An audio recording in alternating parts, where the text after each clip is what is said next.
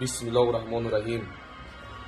سلام علیکم به کل مردم پرشرف تاجیکستان، وطن عزیزم.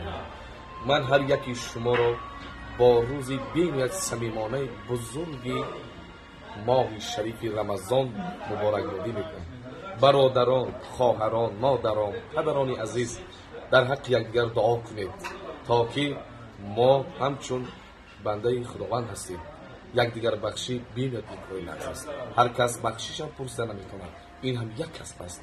در ماه شریف رمضان بزرگ همدیگر را ببخشید. من بر شما خانوادگی، تنزیتی و عمری دراز را خواهانم.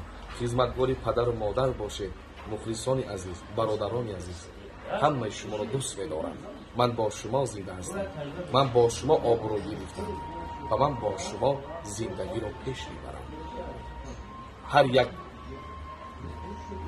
چی بگم راست گپ، هر یک نفسی که من میکشم، هر یک چیزی که من میخورم، هر یک لباسی که من میپوشم، هر یک آبرویی که من دارم، همه این شما کردید.